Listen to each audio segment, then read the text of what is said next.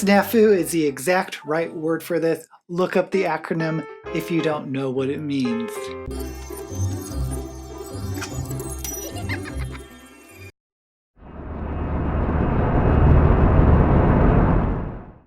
Hello mortals, I am the booktube goddess, the #1 drag queen booktuber on YouTube. And I was tagged by Julie of the Hungry Bookworm, who created the second Tome Around tag. Now, the original tag video is not on YouTube, at least at the time I'm filming, because Julie privated all her videos because of the COPPA fiasco, which I completely understand and I get it.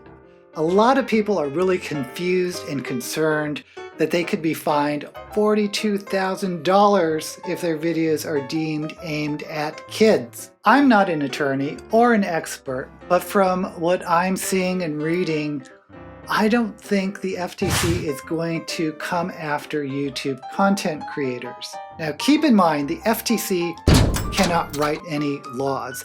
They are not a legislative branch of the government. They can only interpret laws.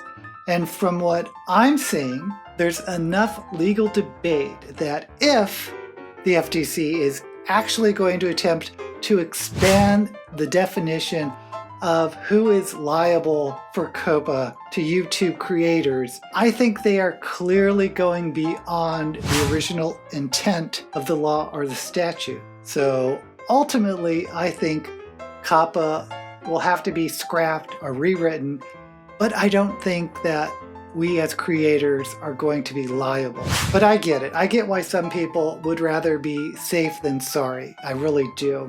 But I don't think that YouTubers will be liable. Even if we review middle grade books like I do, even if you bring your child on to help to review your books, like I've seen some booktube parents do, our audience obviously is not for under 13. That's not the crowd we aim for. The intent of doing reviews of middle grade books is directed either at parents or at those adults who enjoy middle grade books. I think it is obvious. Anyway, I'm still going to be doing videos, even middle grade book reviews, and I expect this whole situation to be clarified and resolve itself in the future. Hopefully, if you see this in the future, that whole COPPA snafu will have played itself out. Snafu is the exact right word for this. Look up the acronym if you don't know what it means. By the way, YouTube could simply require all viewers to log in and state their date of birth when they register, and this whole situation would be resolved. They'll lose out on money, I get that, but it's the right thing to do, and I think what COPPA really should require. I am so sorry for going off like this. Let's get on with the tag because it's a good tag. The second Tome Around tag is all about secondhand books. And the question number 1 is, do you buy secondhand books? Now, I have not bought a secondhand book in a long time. I used to live near a bookstore called Hardback Books in San Francisco on Church Street. And since I lived so close to it, like a block away, I would frequently go in and browse the books, mostly looking for out-of-print books. But I moved away and Aardvark eventually closed, like most bookstores these days, small bookstores these days do. But I've said this before and I'll say it again. If you want to support a contemporary author, especially if they are a mid-list author, I think it's important to buy the books if you can afford it. But honestly, these days, I pretty much stick with just purchasing ebooks. I've bought used books in the past, and I do enjoy browsing in secondhand bookstores. Prompt 2. What is or was your latest purchase? I honestly cannot remember my last purchase, but I can go to my bookshelf and grab some books that are obviously secondhand books. Okay, so I found a bunch of little paperbacks that I am pretty sure are secondhand books. I have in Isaac Asimov, The Stars Like Dust. a startling novel of the far distant future by the master of science fiction. I have The Identity Matrix by Jack L. Chalker. Jack L. Chalker is one of my favorite authors of science fiction. If you don't know who he is, check out Midnight at the Well of Souls. The next author is a C.J. Cherryh, 40,000 in Gehenna. Again, I think I've mentioned C.J. Cherryh before in my videos, another one of my science fiction authors. Check out her novels, especially Cytine. We have Taylor Caldwell's Dialogues with the Devil. And I think I just bought this just because it was Taylor Caldwell and I wanted to read something by Taylor Caldwell. Next is Hal Clement, Ice World.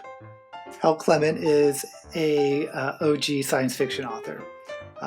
Check out some of his novels. And we have Robert Silverberg, A Time of Changes.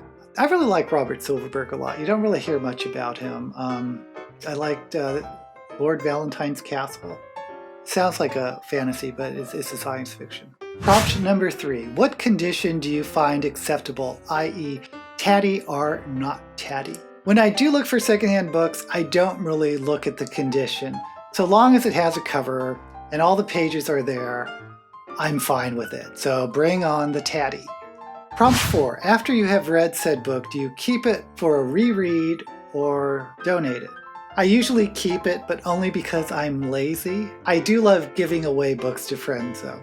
So if someone comes over and we get talking and they say they're looking for something to read, they most likely will leave with a book or two in their hands. Prompt 5. Do you have a favorite place you like to go to when looking for secondhand books? I mentioned Hardback books. Rest in peace, they're no longer around. But I would like to shout out another small bookstore in San Francisco called Borderland Books. Borderland Books specialize in speculative fiction and sell both new and secondhand books. And they are really a great story about a small bookstore trying to stay alive. And through the community, they were able to get enough sponsors to purchase a permanent location. It's really a fantastic story. I'll have a link below. You can visit them if you're in San Francisco, or you can purchase books from them online, so check them out. Prompt number 6, hardback or paperback. Do you have a preference? I prefer paperbacks.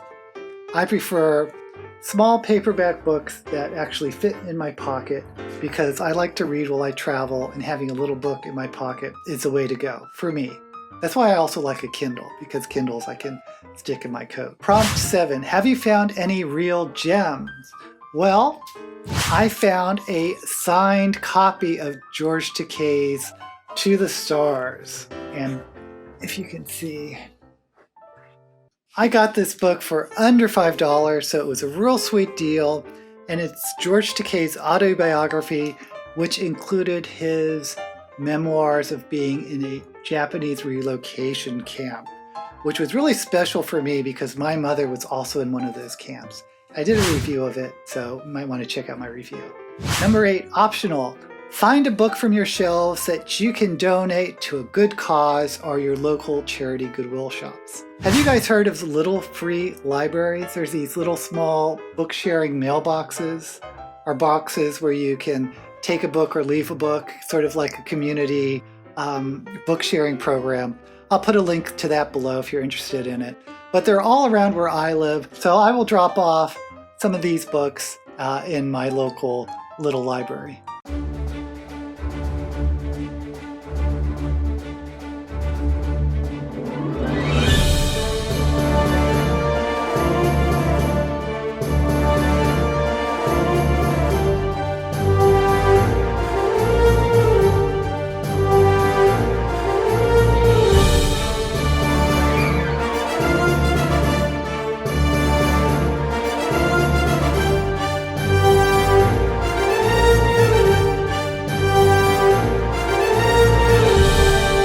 Prompt 9, go ahead and tag some peeps. I'll tag Alex Black, who we seem to be in agreement upon in our opinions on several books.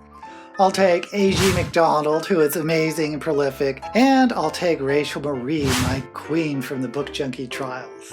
As always, I'll have affiliate links below. to books we mentioned. And until next time, may all the books you read be blessed.